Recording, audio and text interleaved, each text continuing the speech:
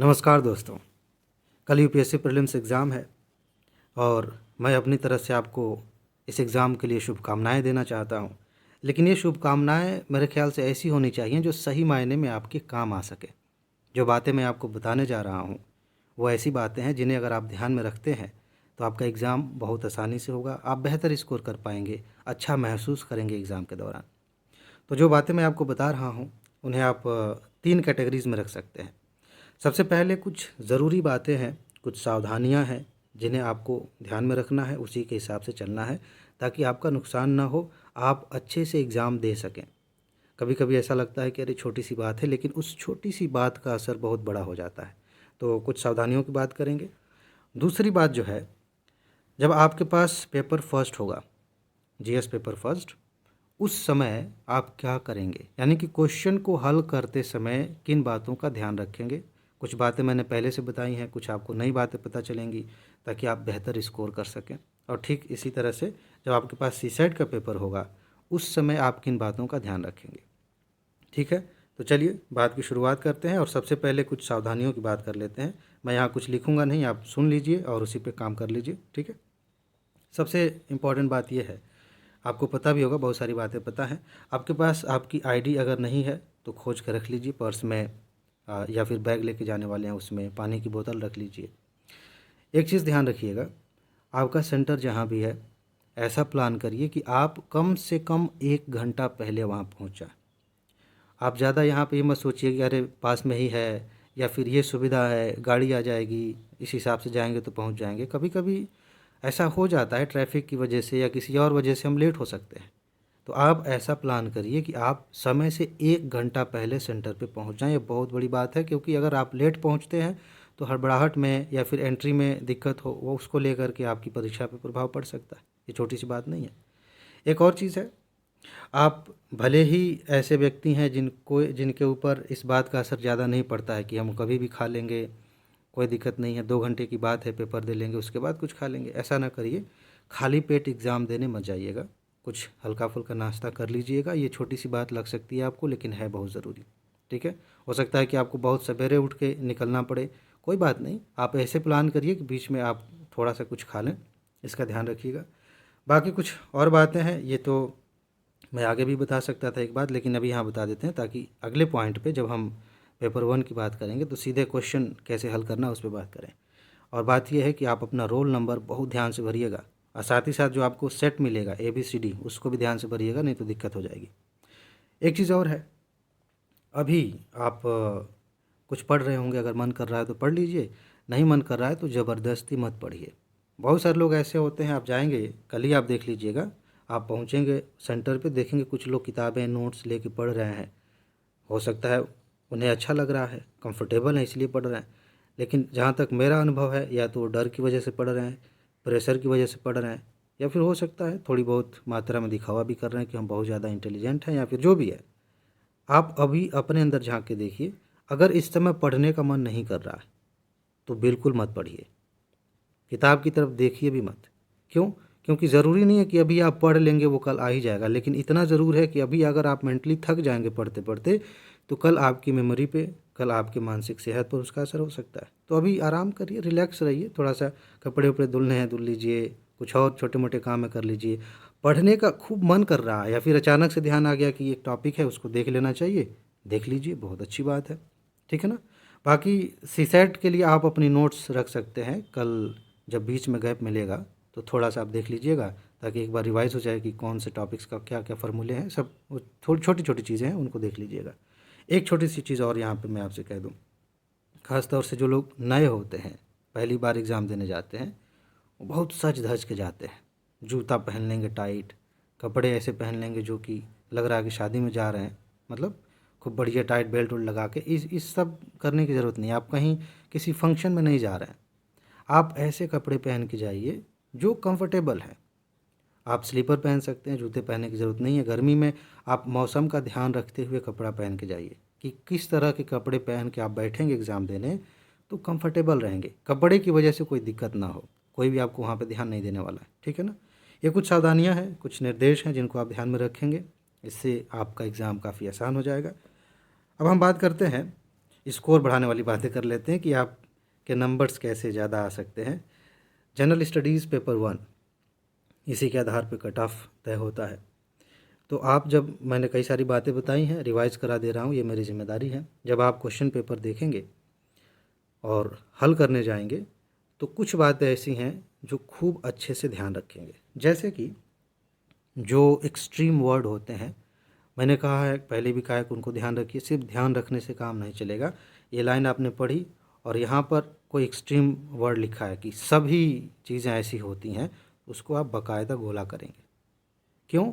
क्योंकि इसके बाद हो सकता है दूसरी तीसरी लाइन पढ़ने पे ये सभी वाला एक सामान्य सा सेंटेंस लगने लगे, ठीक है, या कोई नहीं, ये सामान्य सी बात लगने लगे और आप उसको इग्नोर करके आगे बढ़ जाएं और उसी के हिसाब से आप आंसर करेंगे, हो सकता है बाद में गलत हो जाए। तो जो एक्सट्रीम वर्ड कहीं भी आपको मिल रहा है उसे आप बाकायदा गोला कर दीजिएगा, ताकि ध्यान में रहे कि इसे एलिमिनेट किया जा सकता है, ये गलत हो सकता है, ये सेंटेंस गलत हो सकता है, ठीक है। ऐसे ही और भी चीज़ें हैं, जैसे कि आंकड़े होते हैं। कई जगह आप देखेंगे यूपीएससी कोई क्वेश्चन पूछ रही इकोनॉमी से या सोशल जस्टिस, तो आंकड़े दे देती है कि इतना प्रतिशत या इतने हज़ार करोड़ की कोई योजना है, इस तरह की चीज़ें, या किसी तारीख की बात कर दी जाए कि ये घटना इस तारीख को हुई थी। इन सारी चीज़ों को आप गोला कर लेंगे ताकि वो हाईलाइटेड रहे दिमाग में।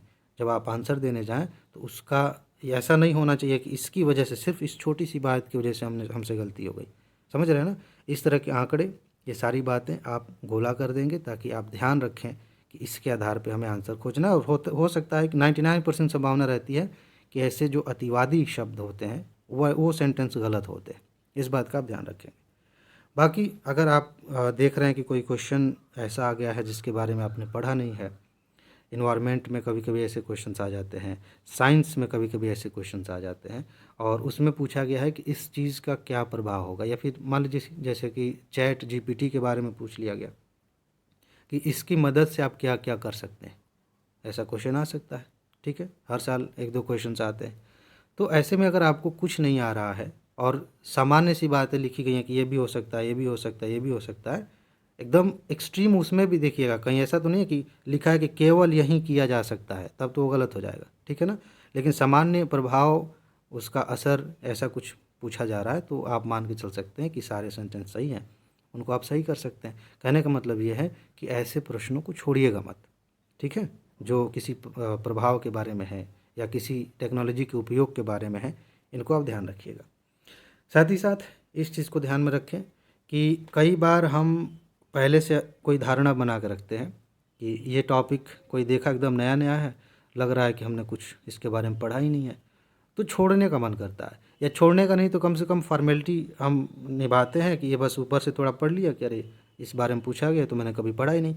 अब आपने पहली लाइन पढ़ ली, ठीक है, जैसे मान लेते हैं कि कार्बन बाज़ार के बारे में आपने नहीं पढ़ा है, ठीक है, पूछ लिया गया। ब्लू इकॉनमी के बारे में आपने नहीं पढ़ा है। अब आपने नहीं पढ़ा है, बस इतना ध्यान में आ गया पहली लाइन में, तो आप बाकी के 4 सेंटेंस भी ध्यान से नहीं पढ़ते, इससे दिक्कत हो जाती है। आप सारे प्रश्नों को खूब ध्यान से पहले पढ़ लीजिए, तब तय करिए कि ये मुझे आ रहा है या नहीं आ रहा है। सिर्फ पहली लाइन पढ़ के अगर आप ये तय करते हैं कि ये मुझे नहीं आ रहा, देखिए एक बात आपको पता है, मैं फिर से याद दिला देता हूँ कि सारे प्रश्न आपके मुताबिक नहीं आने वाले हैं। लगभग मुश्किल से 35-40 क्वेश्चन ऐसे होंगे जिनको आप डिट्टो कह सकते हैं 100% कि ये सही होगा, ये मैंने पढ़ा है बहुत अच्छे से। बाकी में आपको अपना कॉमन सेंस इस्तेमाल करना पड़ेगा, ठीक है।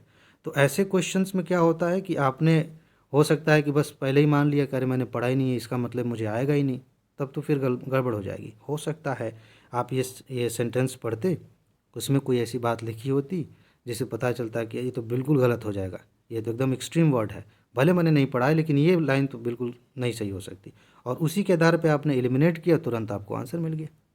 बाद में आपको पछताना पड़ेगा कि यार मुझे देख लेना चाहिए था।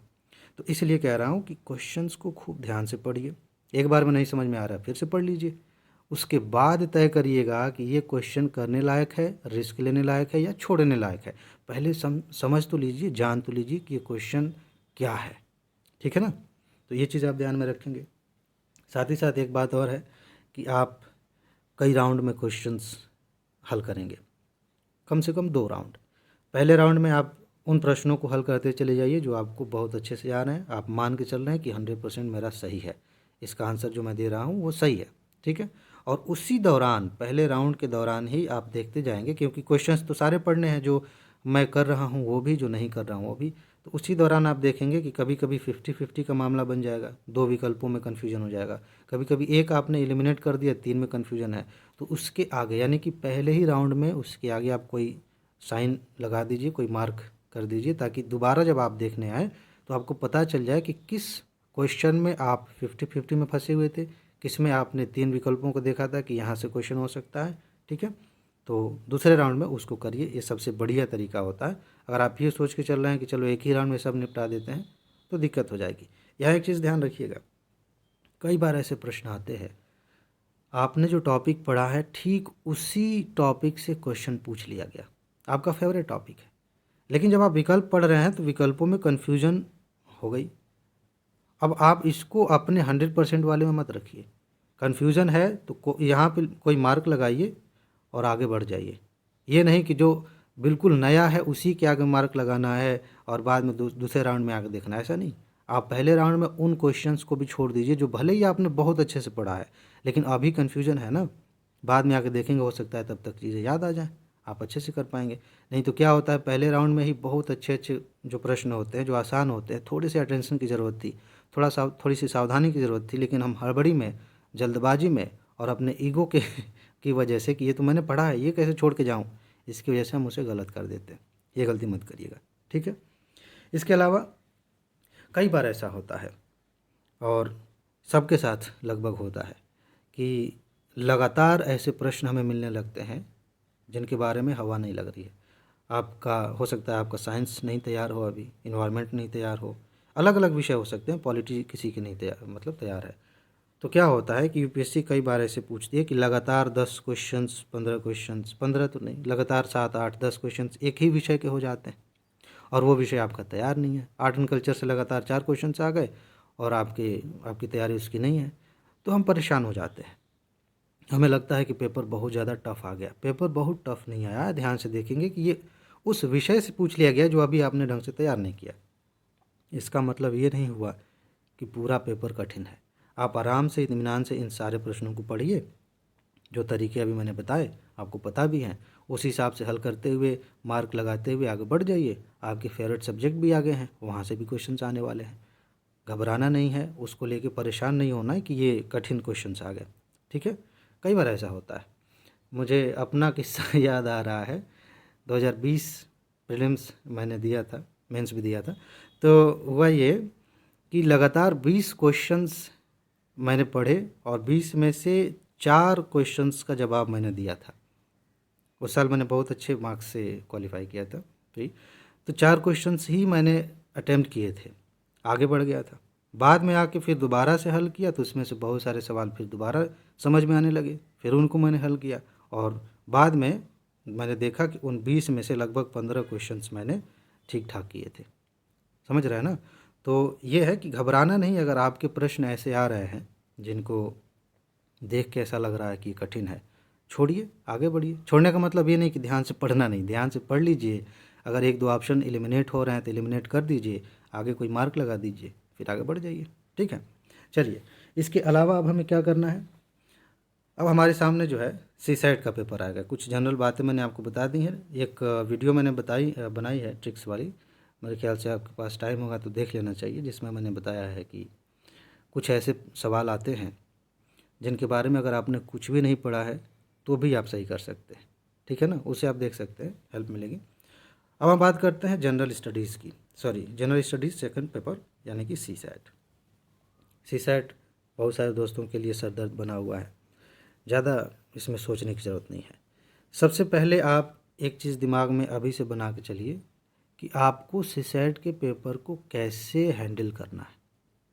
नहीं समझ में आया, कहने का मतलब ये है कि आपकी खुद की स्ट्रेटजी पहले से होनी चाहिए कि इस पेपर को हम कैसे शुरू करेंगे, कैसे ख़त्म करेंगे। एग्ज़ाम के दौरान वहाँ एक्सपेरिमेंट करने की ज़रूरत नहीं है कि अभी 2-4 कंप्रहेंशन कर लेते हैं, फिर मैथ पे चले गए, फिर रीजनिंग पे चले गए, ऐसे नहीं। आप अभी तक आपने कुछ क्वेश्चंस हल किए होंगे, हो सकता है कि आपने कुछ टेस्ट दिए होंगे, यूपीएससी का पेपर देखा होगा, कुछ तो किया होगा ना। उसके आधार पे आपको समझ में आ गया होगा कि आपके किस पोर्शन में आप ठीक ठाक हैं, किस में आपको दिक्कत होती है, उसी के हिसाब से पहले से अपना एक माइंडसेट बना के चलिए, ताकि वहाँ पे हड़बड़ाएं नहीं, क्योंकि यहाँ पे हर एक क्वेश्चन आपको सरप्राइज़ दे सकता है। ठीक है ना। तो ये पहली बात हो गई। कहने का मतलब ये है, थोड़ा और स्पष्ट कर दूं, कि कुछ लोग ऐसे होते हैं जिन्हें कम्प्रीहेंशन ठीक लगता है, तो वो शुरू में सारे कम्प्रीहेंशन हल कर लेंगे। कुछ लोग ऐसे हैं जिनके मैथ में पकड़ है, शुरू के मैथ के क्वेश्चन हल कर ले रहे हैं। कुछ लोग ऐसे हैं जिनके रीजनिंग पे पकड़ है, पहले रीजनिंग हल कर लिया, फिर उसके बाद बाकी देखा। इस तरीके से आप देखिए कि आपकी पकड़ किस में है। हो सकता है कि आप एवरेज हों तीनों में, या एवरेज नहीं तो कम से कम मैथ में आप थोड़े वीक हैं, बाकी दोनों में ठीक ठाक है।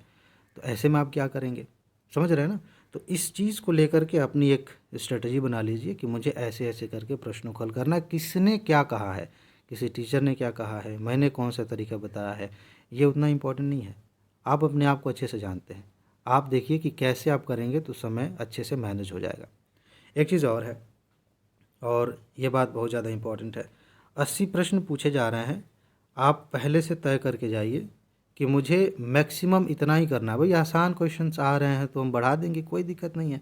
लेकिन आप अगर तय कर लेते हैं कि 40 से 45 क्वेश्चंस भी मुझे मिल जाते हैं अच्छे, मैं कर लेता हूँ, कर लेती हूँ, पर्याप्त है। इससे फ़ायदा ये होगा कि अभी से आप रिलैक्स रहेंगे।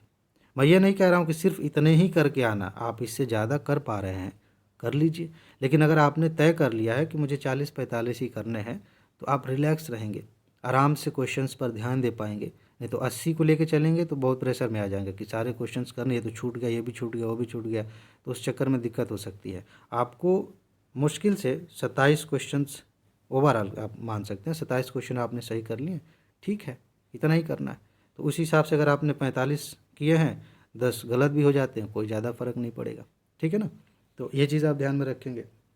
और सी सेट में सबसे बड़ी बात ये होती है, इसको आप जीएस में भी अप्लाई करिएगा। बहुत सारे लोग अलग अलग सेक्शन में कहीं ना कहीं ठीक ठाक मजबूत हैं, और यूपीएससी चाहे कितना भी कठिन पेपर बनाए, एक चीज़ बड़ी अच्छी है, खूबसूरती है, कि आप भले ही मैथ में बिल्कुल कमज़ोर हैं, अगर आप थोड़ा बहुत मैनेज करके चलते हैं तो कम्प्रिहेंशन और रीजनिंग के बल पे आराम से सी सेट निकाल सकते हैं। दिक्कत ये होती है कि हम क्वेश्चंस के साथ उलझ जाते हैं।